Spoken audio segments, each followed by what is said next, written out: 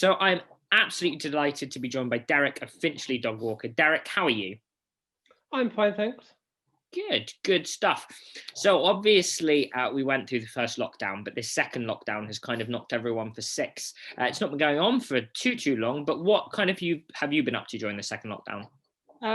So I've been further in my training. I've done some Teleton T-Touch with Alex from Extra Dog, and also done the Calmness. Well, I'm going to do the Calmness What's course tomorrow, I believe it is, yeah, with Alex, and I've done the Rascal one with the Canine College.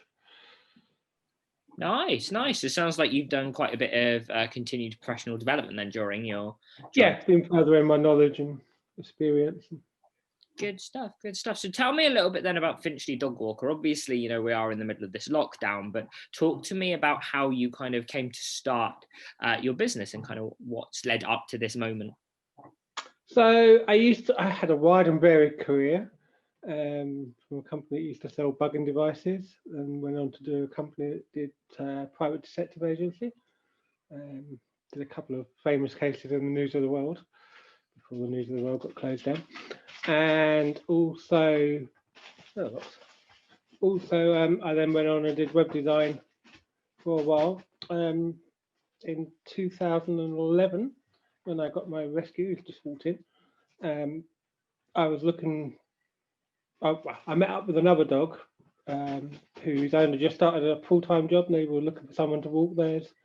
So I kind of did it as a favour, but they couldn't find what it was. They couldn't find a dog walker that would take one-to-one dogs. It was all group walks, and they wanted one-to-one dog walking. So I kind of thought, well, I'll take them out on a one-to-one basis, and it sort of went from there. Other people started asking, and then I put a website together and just put it out a bit on Facebook, and it slowly expanded. About 7 years ago, I met up with a dog trainer from Tip Top Dog School, about 8 years ago, to try and get more work on my rescue. Who barked at everything, literally everything. And I started helping out the classes, and that sort of took me into the one-to-one training dog walks. Nice one. I think it's really cool, isn't it? How such a journey can start by just having grown and bringing in your rescue dog, and I think it's really interesting, isn't it? How just that one moment in time has defined the past few years of your life, where you've gone on to not only develop a dog walking business out of the website, as you said, but also it gave you the opportunity to work with a trainer because of your dog's issues, and kind of lean into the more dog training side and the one-to-one dog training walks. So yeah, it kind of all went from there, from the rescue. Yeah, up. It's good stuff. Working in the training classes, and then take it a bit further with dog walking. Fantastic. And so let's talk about the dog walking then. So obviously you mentioned that you do one-to-one dog walks and one-to-one dog training walks. For anyone who doesn't quite know what those things are or what they mean, because most dog walkers tend to take dogs out for group walks, don't they? Why don't you talk a little bit about that service and kind of what it offers? So essentially I do one-to-one dog walks, which are ideal for the older dog who wants just a gentle stroll around the block, or a little bit of a plod, and not be bothered by younger puppies that want to play, or shy, nervous rescues that may not get on with other dogs, or dogs that are sometimes reactive due to also being rescued. So essentially it's more rescue dogs, I guess, is what the one-to-one service is aimed for. We go out and we do walk in fairly quiet places, and we'll do some training exercises and brain games, enhancement games, so find it, touch, spins, twists. Equally, as much we do, probably 50% physical and 50% mental work. So they've got a nice, all balanced, tired out dog, and generally just work them.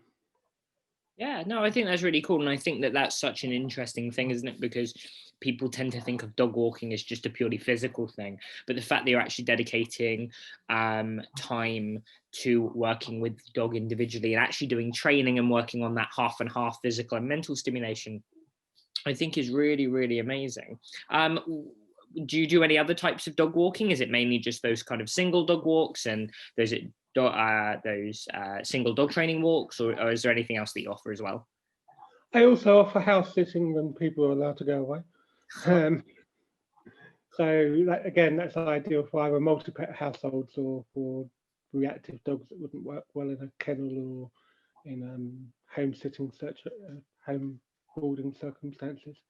So they get to stay in their own home and carry on with their same routine and etc.